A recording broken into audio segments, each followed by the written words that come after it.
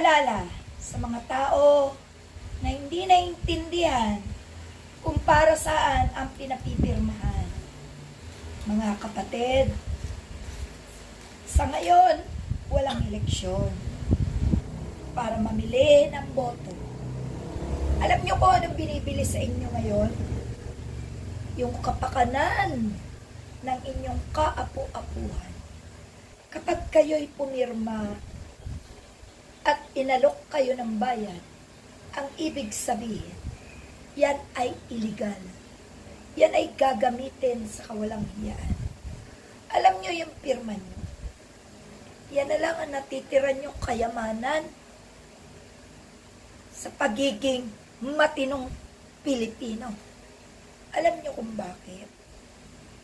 Dahil sa bawat pirma natin, kung hindi tayo mapapahamak, tayo ay magtatagumpay. Pero, ang pirma ay hindi ibinibenta. No? Sapagkat sa bawat pirma mo, dapat ang kapalit nito ay pinakamahalagang bagay para sa ikagaganda ng buhay mo. Pero kapag binenta mo ang pirma mo, ibinenta mo na rin ang kaluluwa mo. At higit sa lahat, ang kapakanan ng mga anak nyo at kaapu-apuhan nyo.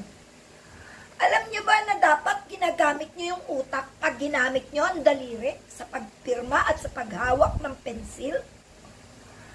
Mga kapatid, huwag naman tayo magpakamangmang. Pinatutunayan lang ng mga nagbibenta ng pirma na sila'y mga mangmang. At ang mga mangmang na ito, hindi naghahangad ng tagumpay para sa kanyang buhay at hindi naghahangad na ikagaganda ng bansa na kalalakihan ng kanyang kaapu-apuhan. Walang kwentang tao nagbibenta ng pirma at nagbibenta ng boto. Wala kayong sariling isip, wala kayong sariling disposisyon. Kaunting pera, magpapakahunghang ka, sasama ka sa mga ganid sa kapangyarihan, sa kaunting halaga. Wow! Kahit anong laki ng ibayad sa'yo, huwag ka magpakatanga.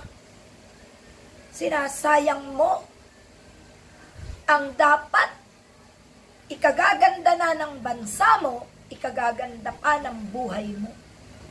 No to cha-cha! Yan ang dapat yung pakatandaan. Huwag kang pipirma. Huwag kang tatanga-tanga.